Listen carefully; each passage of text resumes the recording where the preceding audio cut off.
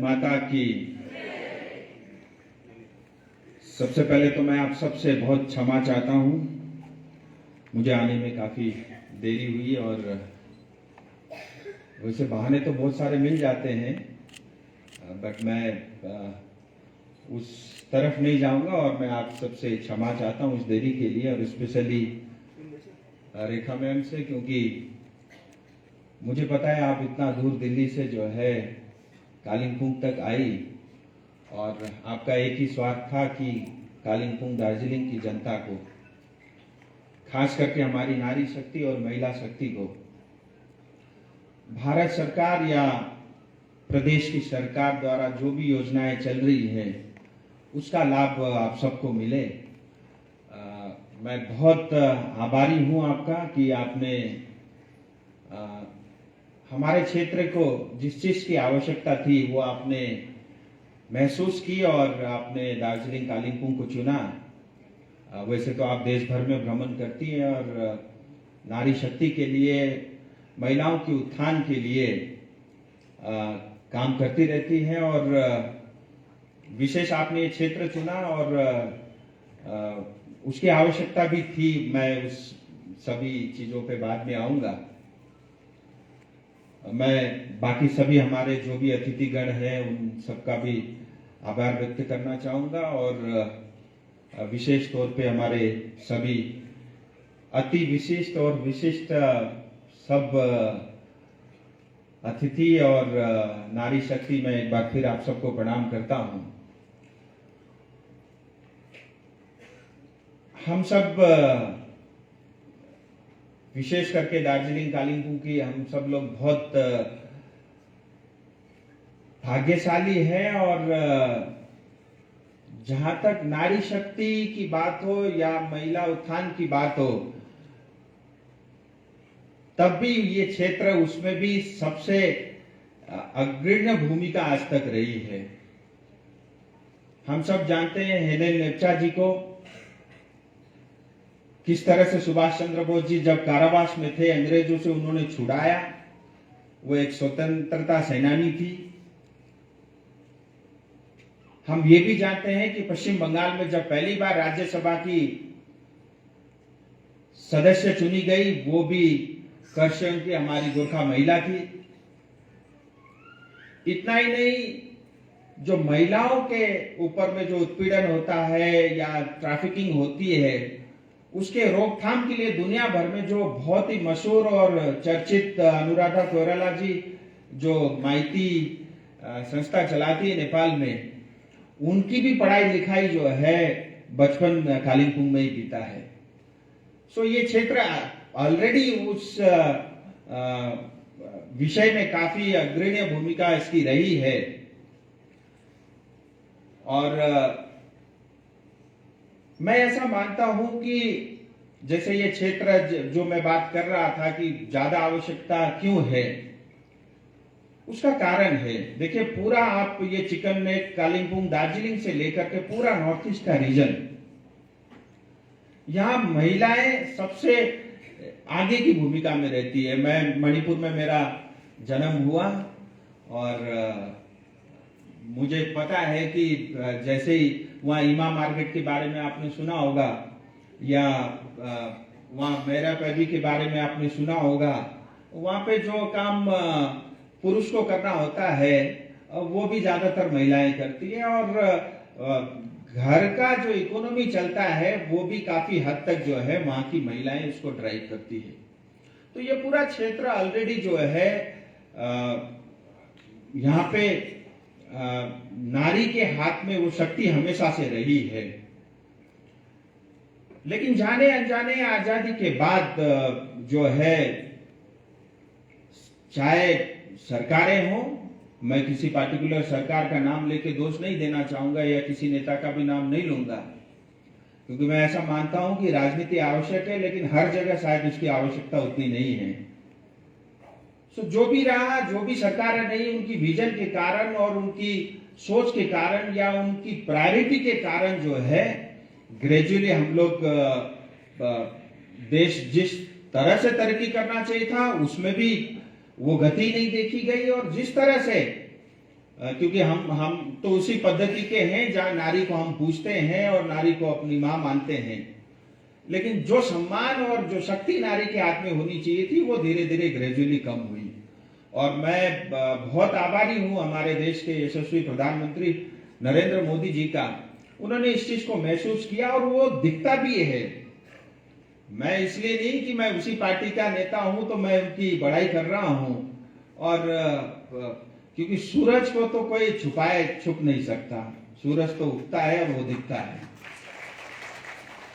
मैं आभार व्यक्त करना चाहूंगा, चाहे मतलब 50% तक बजट बढ़ाने की बात हो, जो 13-14 हजार हुआ करती थी वो 25 हजार के करीब है, 25 हजार के आसपास हो गई, या अन्य बहुत सारी तमाम स्कीम के माध्यम से जो उनका प्रयास था कि हिंदुस्तान में जो हिंदुस्तान की ताकत और जो शक्ति है वो नारी के हाथ में रहे, उस कल्पना को उन्होंने लेकर के जितनी योजनाएं चलाई और वो आज धरातल में दिख रही है। और हम भूल नहीं सकते कि आज देश की सबसे पहली और प्रथम महिला, वो भी एसटी कम्युनिटी से, हम सब की राष्ट्रपति जी, वो भी एक महिला है। ये हम सब के लिए बड़ा गर्व का विषय है। और मैं देखता हूं कि आज यूनियन कैबिनेट के अंदर में भारत सरकार, यानी जो इतने बड़े 130 करोड़ लोगों का देश को जो चलाते हैं, उसमें जो है मतलब सबसे ज्यादा अब तक की महिलाएं वहां पे मिनिस्टर के नाते हैं। और जिस प्रदेश में हम बैठे हैं वहां की मुख्यमंत्री 3 बार से लगातार मुख्यमंत्री, वो भी एक महिला है। ये हम सबको ये बताता है कि अगर, और मैं व्यक्तिगत तौर पे मानता हूं, मैं अपने फैक्ट्रियों में मैं देखा करता था, हमने बहुत प्रयास किए, बहुत एक्सपेरिमेंट किया, क्योंकि जनरली फैक्ट्री में ये रहता है कि प्रोडक्शन ज्यादा से ज्यादा हो और कम से कम लागत में हो। क्योंकि मैं नॉर्थ ईस्ट से था और मैं शुरू से ही जो है नॉर्थ ईस्ट के विभिन्न प्रांतों में प्रवास करता था, और क्योंकि नॉर्थ ईस्ट में बहनें और महिलाएं आगे रहती थी, हम लोग फैक्ट्रियों में उनको ले जाते थे, उनके लिए हॉस्टल बनाते थे, उनको रखते थे, उनको नौकरी भी देते थे। और जब, क्योंकि हम लोग लाइटिंग के प्रोडक्ट बहुत हल्के होते हैं, बैठ के बनाना होता था, तो मैं महसूस करता था, वो एमएचआर बोल के हम लोग जो है एक आदमी घंटे भर में कितने बल्ब बनाता है हम ये देखते थे। मुझे कहना तो नहीं चाहिए, जहां पुरुष 1 घंटे में 50 बल्ब बना सकते थे, वही महिलाएं 1 घंटे में 100 से ज्यादा बल्ब बनाती थी। उनके अंदर में वो डेडिकेशन भी रहता था, वो ईमानदार भी ज्यादा होते हैं और बहुत संवेदनशील भी होती है और हेराफेरी बिल्कुल नहीं होती। वो सब देखते हुए आज जिस तरह से जो है देश में महिलाओं के उत्थान के लिए काम चल रहा है, मुझे लगता है हम सब भाग्यशाली हैं कि इस दौर में हम सब लोग हैं। और जिस तरह से जो है मैडम ने स्वयं इनिशिएटिव लेकर के ये सब तमाम योजनाओं के बारे में आपको जानकारी दी, और मैं उन सब स्कीम के बारे में नहीं जाऊंगा क्योंकि बहुत डिटेल में मैडम ने सारी बात बता दी आपको, और जितना उनको ज्ञान है उतना मेरे को नहीं हो सकता, तो मैं उस कंपटीशन में नहीं जाना चाहूंगा। लेकिन मैं इतना जरूर बताना चाहूंगा आपको कि पूरा हमारा ये जो क्षेत्र या पूरा पश्चिम बंगाल, इसमें क्षमताएं बहुत अपार है। जब जब मैं पश्चिम बंगाल की बात करता हूं, आज आजादी से पहले कहां था हम सब जानते हैं, और आजादी के बाद धीरे धीरे हम पिछड़े हैं, ये भी हम जानते हैं। और दार्जिलिंग, कालिम्पोंग, अगर हिंदुस्तान में सबसे पहले कोई चीज होती थी वो बंगाल में होती थी, और बंगाल में सबसे पहले अगर कोई चीज होती थी तो वो कालिम्पोंग या दार्जिलिंग में होता था। हिंदुस्तान में सबसे पहले बिजली आया, वो भी दार्जिलिंग में आया। हिंदुस्तान में दार्जिलिंग की म्युनिसिपैलिटी मद्रास के बाद दूसरी सबसे पुरानी म्युनिसिपैलिटी है, और क्षमताएं बहुत है। मैं बंगाल में देखूं, इतना बड़ा कोस्ट लाइन है, 90,000 किलोमीटर की सड़कें हैं, 4,500 किलोमीटर की रेल लाइन है, 5,000 किलोमीटर से ज्यादा की जो है नेशनल हाईवे है, बारिश सबसे ज्यादा होती है, चावल सबसे ज्यादा होती है, 40 तरह के आलू के वेराइटी बनते हैं, संतरा होता है, सब्जी होती है, और दुनिया में सबसे ज्यादा नोबेल प्राइज पाने वाले लोग भी पश्चिम बंगाल के हैं। और उसी तरह की क्षमताएं दार्जिलिंग में कम नहीं, उससे ज्यादा है, लेकिन उसको हमने कभी एक्सप्लोर नहीं किया। उस पोटेंशियल के हिसाब से हमारे पास ऐसी कोई योजनाएं नहीं थी। और आज जिस तरह से सरकारें उस योजनाओं को टेप करने का प्रयास कर रही है, मैं इतना कह सकता हूं कि एक दिन फिर ऐसा आएगा जब दुनिया भर के लोग ये कहेंगे कि जो पश्चिम बंगाल की जो गरिमा थी वो पुनः स्थापित हुई है। और मैं तो इस क्षेत्र का सांसद हूं, मैं पूरा पश्चिम बंगाल की जिम्मेदारी नहीं लेता, लेकिन ये मेरा वचन है मेरी जनता से, जो कल्पना मैंने सिलीगुड़ी और कालिंपोंग और दार्जिलिंग के लिए की है वो मेरी प्राथमिकता है और ये मेरा प्रण है। मैं जब तक राजनीति में रहूंगा, जो मैंने वादे और जो वचन मैंने अपनी जनता से किए हैं वो पूरा होगा, ये मेरा वचन है, आप लिख के रख सकते हैं।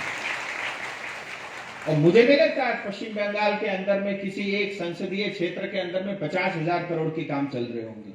आपने अभी कुछ दिन पहले देखा, नितिन गडकरी जी आए थे, उन्होंने सिलीगुड़ी में एक सड़क का शिलान्यास किया करीब 1000 करोड़ की योजना से।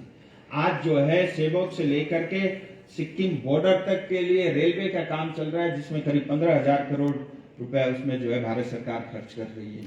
कालिंपोंग के लिए 717A हाईवे करीब 60% बन के तैयार है, 40% बन रहा है। दार्जिलिंग के लिए अल्टरनेटिव हाईवे बन रहा है। सिलीगुड़ी के चारों तरफ जो दिल्ली की तरह जो है वहां पे 3000 करोड़ के रुपया से जो है सिलीगुड़ी में रिंग रोड बन रहा है। इतना ही नहीं, वो दिन जल्द आएगा जब आप सिलीगुड़ी से रेल में बैठोगे और कालिंपोंग शहर तक आप पहुंचोगे। और वो दिन भी बहुत जल्दी आएगा जब आप नक्सलबाड़ी से रेल में बैठोगे और मिरिक टाउन तक आप पहुंचोगे।